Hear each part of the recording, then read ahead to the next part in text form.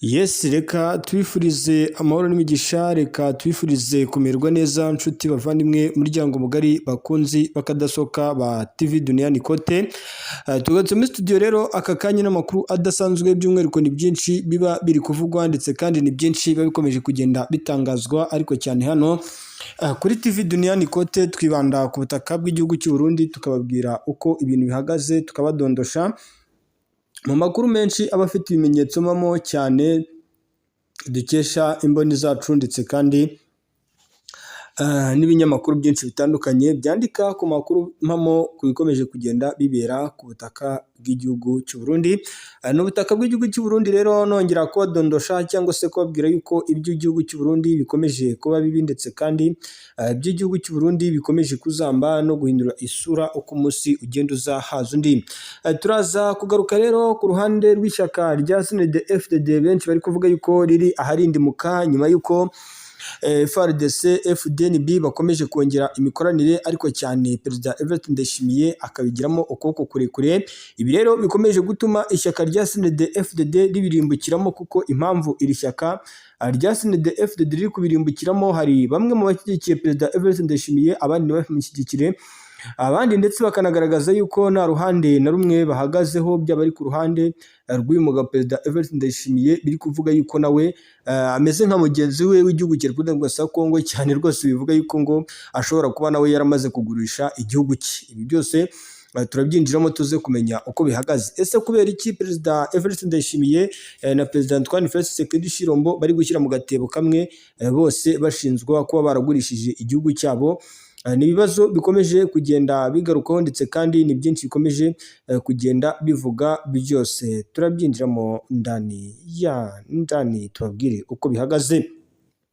Turagaruka mu bice byinshi bitandukanye rero yo mu gihugu cy'u Burundi, tubabwire yuko u Burundi rwose amakuru angeza aka kanya rwose ngo Pacifique Manirakiza wamamaye ku izina rya Fasibuke ngo yapfuye igihugu cy'u Burundi rwose ngahejejwe kwicwa n'indwara y'isukari. Turabigarukaho tubabwire uko bihagaze. Turaza kugaruka rero mu misozi myinshi itandukanye yo muri igihugu cy'u Burundi, tubabwire uko bihagaze. Abanyamurenge bakomeje gucunaguzwa nyamuneka mu gihugu cy'u Burundi. Abanyamurenge bakomeje gucunaguzwa muri rusange. Abanyamurenge bakomeje gucunaguzwa muri rusange. Ese abanyamurenge barazira iki? Byose turabyinjiramo tuze kubabwira uko bihagaze. Ni igihugu cy'u Burundi rero turagaruka nanone mu ngingo zitandukanye. Angola nyuma y'uko yemeye yuko igiye gufatanya na Repubulika Demokarasi ya Kongo byeruye, ndetse kandi igihugu cy'u Burundi kikaba kibirimo. Abanyepolitike b'igihugu cy'u Burundi ndetse kandi bamwe mu basirikare b'igisirikare cy'u Burundi bamwe baravuga bati iyi ntambara Perezida Evariste Ndayishimiye ari kurwana niwe uyifitemo inyungu bitandukanye bitandukanye nuko twebwe tuyifitemo inyungu.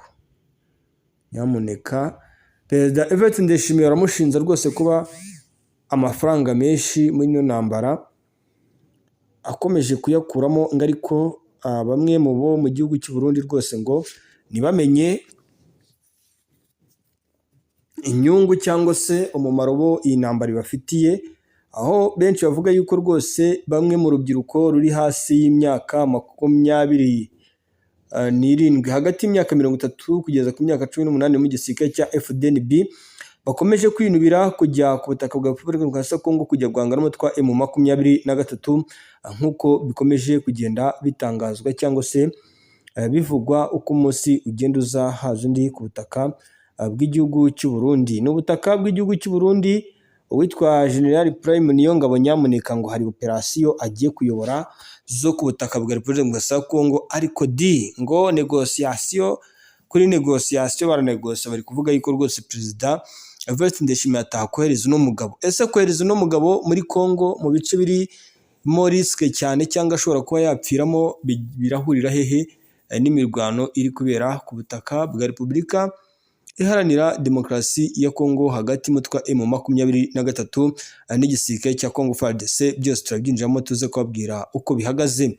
Turaza kugaruka ku rusaku rw'amasasu rwumvikanye Bujumbura ahitwa za Kibuye, tubabwire uko bihagaze mu misozi ya za Cibitoke. Haravugwa umutekano muke mu masaha ya nijoro rwose, ngo igisirikare cy'u Burundi kirabadirisha bamwe mu basirikare bariyo hariya za Cibitoke ngo barabakurayo bakazana abandi. Iyi ni systeme iri gukoreshwa n'igisirikare cy'u Burundi nyuma y'uko ngo igisirikare cy'u Burundi kiri gukeka umutekano muke hariya mu gihugu cy'u Burundi, nk'uko amakuru akomeje kugenda atugeraho aturuka ku butaka bw'igihugu cy'u Burundi no ku butaka bwa Kongo, n'ubundi bintu bikomeje kuba bibi. Turagaruka rero mu mirwano ikomeye n'ubundi ikomeje kubera ku butaka bwa Repubulika Demokarasi ya Kongo hagati y'umutwe M23 n'uruhande rw'igisirikare cya Kongo FARDC. Ese iyi mirwano ihatse iki, cyangwa se iyi mirwano yabereye he? Byose aba ari ukuntega amatwi nkababwira yuko inkengero za Rubaya icyitwa isaniro ry'imirwano rikomeje kugenda ryongera. M23 yagabye ibitero mu nkengero z'ibirombe by'amabuye y'agaciro bya Rubaya. Ni mu gihe kandi abaturage benshi bari guhungira muri Sake muri teritwari ya Masisi, abandi bagahungira muri Goma, mu bice n'ubundi bisanzwe birimo inkambi zicumbikira abaturage ku bw'ibibazo bikomeje kugaragara mu burasirazuba bwa Kongo. Ni mu gihe kandi M23 yo yemeje yuko igiye kongera kwinjira mu ntambara mu buryo bweruye.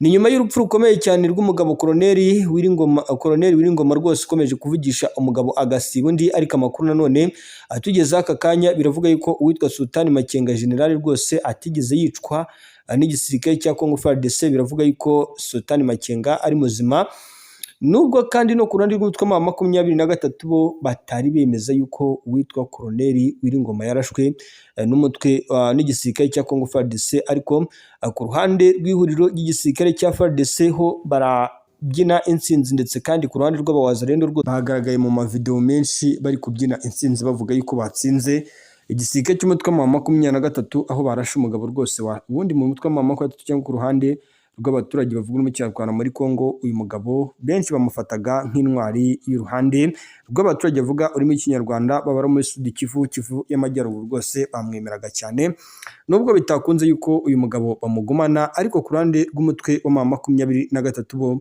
baravuga yuko ibitero bigomba gusobukurwa mu bice byinshi bitandukanye byo muri Kivu y'Amajyaruguru no muri Kivu y'Amajyepfo, mu rwego rwo gukomeza guhangana ku ruhande rw'igisirikare cya Kongo FARDC, ndetse kandi no ku ruhande rw'abafatanya bikorwa babo, aho ubona yuko rwose nabo ngo biteguye guhangana n'uruhande rw'umutwe wa M23. Ariko nanone hari ayandi makuru avuga yuko bikomeje kuzamba, ndetse kandi ibintu bikomeje kugenda bihindura isura uko umunsi ugenda uza haza undi. Nshuti bavandimwe rero bakadasohoka, hari ayandi makuru angeze aka kanya. Leta ya Tanzania yamaganiye kure bamwe mu baturage bari kwinjira Tanzania baciye mu misozi navuga yuko ari y'Ibusamo. Tanzania yongeye gutanga ibwiriza ndetse kandi inasaba guverinoma y'igihugu cy'u Burundi kureba zimwe mu nkengero zihuza Tanzania n'igihugu cy'u Burundi. Tanzania ivuga yuko abaturage bakomeje kuva mu gihugu cy'u Burundi bambukira mu bice bitandukanye bari guteza ibibazo bikomeye mu gihugu cya Tanzania. Byose turaza kubyinjiramo nze kubabwira uko bihagaze muri rusange. Situation rero ikomeje kuba mbi, navuga yuko ibintu bikomeje kuzamba ndetse kandi no guhindura isura uko umunsi ugenda uzaza undi, aho benshi bavuga bati niba kuko ibintu bikomeje kugenda gutya ibi biraza kurangira gute ko bikomeje gushyira mu iruzo rikomeye igihugu cy'u Burundi ndetse kandi n'akarere ka Afurika y'Iburasirazuba, aho benshi bakomeje kuvuga bati ibi bintu rwose ntabwo biri buze koroha. Ibintu kandi koko unabirebye ntabwo biri buze koroha ukurikije uburyo ki situation ihagaze. Ntabwo biri buze koroha rwose, ntabwo biri buze koroha. Maroc yakatiye abanyasenegale bateje akavuyo mu mukino wa nyuma wa AFCON. Byose turaza kubyinjiramo tuze kubabwira uko bihagaze. Ni mu gihe kandi umujyi wa Uvira ukivugamo ibikorwa by'ubugizi bwa nabi bikomeje gukorwa n'icyitwa Wazalendo. Wazalendo mu mujyi wa Uvira no mu bindi bice bitandukanye zikomeje gukora ibikorwa by'ubunyamaswa byose tuba tugomba kubyinjiramo tukababwira uko bihagaze. Ni byinshi bikomeje kugenda bivugwa ndetse kandi ni byinshi bikomeje kugenda bigaragara ku isi muri rusange, ariko nyamuneka njyewe inshuti yanyu ndetse kandi nkaba umuvandimwe cyane niyemeje cyane kubadondosha mu misozi myinshi itandukanye yo muri Sudi Kivu, nkababwiriza ukuri yuko ibintu bikomeje kugenda biba bibi cyane. U Rwanda rwagaragaje impungenge ku buhuza bwa perezida w'u Burundi mu bibazo bya Repubulika Demokarasi ya Kongo. Ibi u Rwanda rwabikomojeho nyuma y'uko uwitwa Perezida Evariste Ndayishimiye, ngira ngo murabizi neza, uyu ni umugabo wagiye agira uruhare rukomeye cyane mu baturage bagiye bahura n'ibibazo byinshi, birimo ibibazo by'ubwicanyi muri Repubulika Demokarasi ya Kongo. Abaturage bakavuga bati ibintu rwose ntabwo Perezida Evariste Ndayishimiye yari akwiye gushyigikira ibikorwa by'ubunyamaswa, ariko nanone Minisitiri Olivier Nduhungirehe yagaragaje ko u Rwanda rudashaka ko u Burundi bugira uruhare mu biganiro biruhuza na Repubulika Demokarasi ya Kongo, nubwo u Burundi buyobora umuryango wa Afurika yunze ubumwe AU kuko bufite uruhare mu bibazo bihari n'ubundi muri Repubulika Demokarasi ya Kongo. Ibi ndabibabwira mbibutsa yuko leta y'igihugu cy'u Burundi n'igisirikare cy'u Burundi FDNB bakomeje kwenyegeza umuriro. Ni umuriro bari kwenyegeza ugamije iki? Ni umuriro bari kwenyegeza ugamije kongera guhuza imbaraga zimwe mu zindi bakarwanya uruhande rw'icyama cy'umutwe wa 23, aho umutwe wa 23 wo uri kuvuga yuko mu gihe hongeye kugabwa ibitero by'indege z'intambara za Sukhoi 25 by'indege z'intambara ziri mu bwoko bwa drone kamikaze CH4 cyangwa CH-, bo bavuga bati twebwe noneho icyo tuzakora tuzakubita bikomeye cyane igisirikare cy'u Burundi, ndetse kandi ngo ibi bitero bizagabwa, nyamuneka bizagabwa bitere mu bice n'ubundi ibitero by'igihugu cy'u Burundi biri guturukamo. Ndababwiza ukuri ko rero nyamuneka nyamabwira ni ibintu by'igihugu cy'u Burundi. Niba uzi gusenga, sengera igihugu cy'u Burundi. Nubwo Perezida Evariste Ndayishimiye yahawe inshingano zo kuyobora Afurika yunze ubumwe cyangwa se AU, biravuga yuko rwose ibi nta kintu biri gutanga, rwose nta kintu biri gutanga ku bibazo bikomeje kugenda bigaragara cyane biri guterwa n'igisirikare cy'u Burundi cyangwa se leta y'igihugu cy'u Burundi, nk'uko amakuru aba akomeje kugenda angeraho mu budasa bwimbitse kandi bweruye. Twihuse cyane rero ndagira ngo dutangire ku ino nkuru ni igihugu cy'u Rwanda cyamaganiye kure ubuhuza bwa Perezida Evariste Ndayishimiye ndetse kandi n'igihugu cy'u Burundi muri rusange, cyane ku ruhande rw'amakimbirane amaze igihe hagati ya leta y'igihugu cy'u Rwanda ndetse kandi n'igihugu cy'u Burundi. Minisitiri Olivier Nduhungirehe yagaragaje ko u Rwanda rudashaka na gatoya u Burundi ko bugira uruhare mu biganiro biruhuza na Repubulika Demokarasi ya Kongo.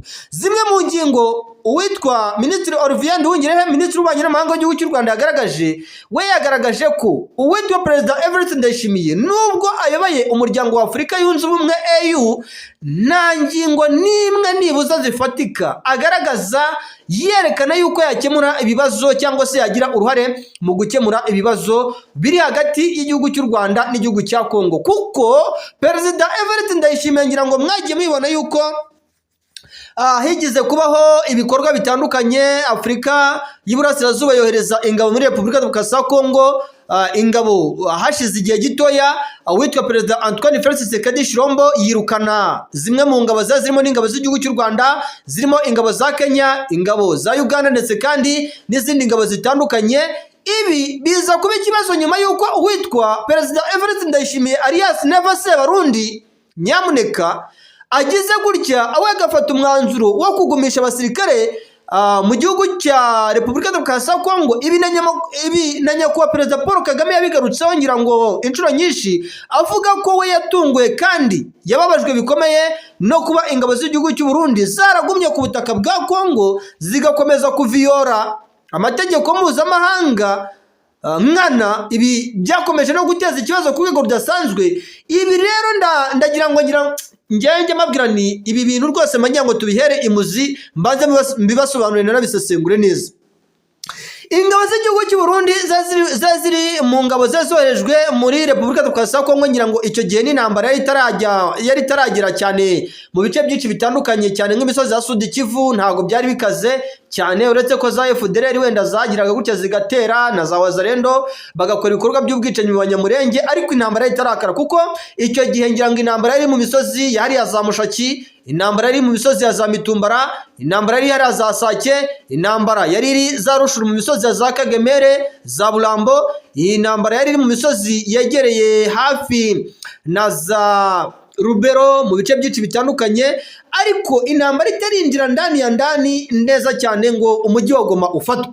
Nyuma y'uko rero ibikorwa byabaye ngira ngo bikaza no kuba ikibazo, ingabo z'igihugu cy'u Burundi zikagira gutya zikaguma ku butaka bwa Kongo, byateje n'amakimbirane akomeye hagati ya nyakubahwa Perezida Evariste Ndayishimiye ndetse n'igihugu cy'u Rwanda. Ibi ndagira ngo mbibutse yuko n'aka kanya nta mpamvu n'imwe u Rwanda ruri kubona yuko leta y'igihugu cy'u Burundi yagira uruhare mu buhuza bushobora kubaho hagati bushobora kubaho guhura hagati y'ingabo puruta hagati y'igihugu cy'u Burundi n'igihugu cya Repubulika Demokarasi Kongo, kuko Perezida Evariste Ndayishimiye yagiye ashinjwa cyane kugaragaza yuko M23 ishyigikiwe na leta y'igihugu cy'u Rwanda. Ibi leta y'igihugu cy'u Rwanda yagiye ihakana ndetse kandi ikagaragaza n'ingingo nyinshi zinagaragara ivuga yuko barwanira uburenganzira ndetse kandi ubwenegihugu bwabo bimwe n'abanyepolitike b'igihugu cya Repubulika Demokarasi Kongo. Nshuti bavandimwe rero bakadasohoka amakuru angeze aka kanya aravuga yuko leta y'igihugu cy'u Rwanda yamaganiye kure cyane ubuhuza bushobora kubaho hagati ya Perezida Evariste Ndayishimiye ndetse kandi hagati y'igihugu cya Repubulika Demokarasi Kongo ndetse kandi n'igihugu cy'u Rwanda. Nyamuneka muraza kunyihanganira nimuza kumva rwose mikoro zitari kuvuga neza ziri gusarara ahantu nakoreye, ntago ari ahantu nsanzwe nkorera, ariko nyamuneka nagiye mbabwira ni njye niyo naba ndi munsi y'amazi nzemera nikamufure mbahereza icyitwa amakuru. Ikintu cya mbere nagiye mbadondosha mbabwira ni amakuru di, ibyo byo muba mubizi cyane. Nyamuneka rero amakuru nanone akomeje kugenda aturuka mu bice byinshi bitandukanye mu gihugu cy'u Burundi. Icyitwa Abanyamulenge bo bakomeje guhura n'ikibazo gikomeye cyane, ni Abanyamulenge bakomeje gutesekera ku butaka bwa Repubulika y'igihugu cy'u Burundi, nk'uko amakuru ari guturuka mu gihugu cy'u Burundi akomeje kugenda atugeraho uko umunsi ugenda uzaza undi. Inkuru zituruka mu gihugu cy'u Burundi bikavuga yuko imisozi nka Cankuzo, Makamba, Rumonge ndetse kandi n'ahitwa za Kibuye hano mu mujyi wa Bujumbura ariho Abanyamulenge benshi, icyitwa imbonerakure zikomeje kwirara mu baturage mu masaha ya nijoro zigakora ibisa n'ibikorwa bya kinyamaswa bikomeje kugira uruhare mu iyicwa rikomeye ry'abaturage bakomeje kwicirwa mu gihugu cy'u Burundi. Nyamuneka rero ibi ndagira ngo tubiveho mbabwire ukuri ko uwitwa General Prime Niyongabo ake kashobotse. Nyamuneka General Prime Niyongabo ake kashobotse, biravuga yuko ashobora kwamburwa inshingano ze ku butaka bw'igihugu cy'u Burundi, kuko ngo ntari kumva neza impamvu ingabo 13,700 ziri gutegurwa zigomba gusubizwa ku butaka bwa Repubulika Iharanira Demokarasi ya Kongo kujya kurwana n'uruhande rw'umutwe wa M23, nk'uko amakuru ari guturuka muri biriya bice rwose akomeje kugenda tugeraho. Biravugwa yuko abasirikare nibuza ku kigero kingana na 66% b'igihugu cy'u Burundi bari kugaragaza yuko nta ngingo n'imwe igaragaza yuko ingabo z'igihugu cy'u Burundi zakomeza kohereza abasirikare benshi cyane ku butaka bwa Repubulika Demokarasi ya Kongo, nyuma yuko n'ubundi hatangajwe imibare y'abasirikare barenga 5,350 baguye ku butaka bwa Repubulika Demokarasi ya Kongo barashwe n'uruhande rw'umutwe M23. Nibibazo rero bikomeje kugenda bigarukwaho cyane, ngira ngo nagenda nabona yuko rwose bamwe mu basirikare b'igisirikare cy'u Burundi twabigarutse mu makuru ya kare, bamwe bakomeje gusaba gusezererwa mu gisirikare cy'u Burundi, nyuma yuko benshi bavuga bati uko umunsi ugenda uzaza undi kugira ngo umwuka mubi muri Repubulika Demokarasi ya Kongo uhagarare, ahubwo ukomeje gututumba, niko igihugu cyacu gikomeje kugerageza kwenyegeza umwuka mubi hagati yacu n'ibindi bihugu by'ibituranyi. Bamwe mu basirikare rero b'igisirikare cy'u Burundi bakavuga yuko inshingano zo kurinda igihugu cyangwa se ubusugire bw'igihugu cyabo bikomeje kubananira, ahubwo hakwiye kuba igishoboka kugira ngo bo basezere hanyuma izo nshingano bazisigire bamwe, dore yuko bavuga yuko izi ntambara bashowemo na Perezida Evariste Ndayishimiye, inyungu zigira Perezida Evariste Ndayishimiye ndetse na bamwe mu bafatanyabikorwa be ba hafi cyangwa se na bamwe mu banyamuryango be ba hafi cyane yimirije imbere, ariko ngo ku ruhande rw'igisirikare cy'u Burundi cyangwa se na guverinoma y'igihugu cy'u Burundi ntibigire icyo bitanga. ibi bintu ntabwo uri buze koroha nyamuneka. Nagiye mbadondosha rwose mbabwira ni ibintu by'igihugu cy'u Burundi, uretse ko wasengera iki gihugu cy'u Burundi nta kindi wakora kuko ibyacyo bikomeje kuba agaterera nzamba ka nyina wa nzamba nyamuneka. Ibintu ntabwo byoroshye na gatoya. Perezida Donald Trump, ayandi makuru rwose ageze aka kanya, Perezida Donald Trump yagaragaje yuko intambara yo muri Repubulika ya Demokarasi ya Kongo yayihagaritse cyangwa se yayirangije. Mu magambo ye yabajijwe byinshi rwose ku bijyanye no kuba intambara yo muri Repubulika ya Demokarasi ya Kongo ari ikintu ashobora kuba yakora kidasanzwe mu kudategwa mu magambo nk'uko we asanzwe anabyivugira. Yagize ati rwose intambara yo muri Repubulika Iharanira Demokarasi ya Kongo njye narayihagaritse. Perezida wa Leta Zunze Ubumwe za Amerika Donald Trump yagaragaje ko guhagarika intambara yo mu burasirazuba bwa Repubulika ya Demokarasi ya Kongo byamugoye kurusha iya Cambodia ndetse kandi na Thailand. Uyu mukuru w'igihugu rero yakoze igereranya kuwa 19 Gashyantare mu mwaka 2026 ubwo yayoboraga inama ya mbere y'urwego mpuzamahanga rushinzwe gufasha intara ya Gaza kubona amahoro arambye mu kugera ku iterambere ry'ubukungu ndetse kandi gitajegajega. Iyi nama rero yitabiriwe n'abahagarariye ibihugu byari bihanganye mu bihe byashize bigahagarika intambara bigizwemo uruhare na Amerika, birimo Thailand, Cambodia, Armenia, Azerbaijan, Kosovo, Serbia ndetse kandi n'Ubuhinde na Pakistan. Perezida Donald Trump yagiye ahagurutsa abo muri ibyo bihugu abashimira ndetse kandi ko bemeye guhagarika intambara. Ageze Cambodia ndetse kandi na Thailand avuga ko ibihugu bifite abarwanyi barwana nabi cyane ariko batarusha abarwanyi bo muri Repubulika Iharanira Demokarasi ya Kongo. Yavuze ko kandi nubwo aba muri Repubulika Demokarasi ya Kongo barwana nabi, Amerika yafashije kubona amahoro ariko ko rimwe na rimwe bakozanyaho kuko buri cyumweru yakira telefoni imumenyesha ko ibintu byongeye kugenda nabi muri iki gihugu. Ati twabagejeje ku mahoro meza, rimwe na rimwe hari utubazo tugenda tuvuka. Rimwe mu cyumweru nakira telefoni igira iti nyakubahwa hari utubazo twongeye kuvukwa, tuzabikemura. Sibyo, tuzabikemura. Tariki ya 4 Ukuboza 2025 leta ya Kinshasa ndetse kandi na leta y'u Rwanda bagiranye amasezerano y'amahoro n'ubufatanye mu iterambere ry'ubukungu babifashijwemo na Amerika. Ashimangira ko kandi ayo masezerano yashyizwe Kamena mu mwaka 2025 byemeranyijwe ko bizashyira mu bikorwa ibiganiro by'i Doha bigamije guhagarika intambara. Ihuriro rya AFC na M23 rigaragaza ko ingabo za leta ya Kongo zikomeje kugaba ibitero by'indege na drone mu bice bituwe cyane n'abasivile, cyane mu ntara y'Kivu y'Amajyepfo, binyuranyije n'amasezerano y'agahenge kashyizweho i Doha. Nshuti bavandimwe rero, reka mbifurize amahoro n'imigisha, mbifurize kumererwa neza, mugire amahoro, impagarike n'ubugingo bikomoka kuri Nyagasani. Amakuru yacu nakagaruka njya mbabwira nti uwayavuga ntiyayarangiza. Murakoze cyane, mugire amahoro, impagarike n'ubugingo bikomoka kuri Nyagasani.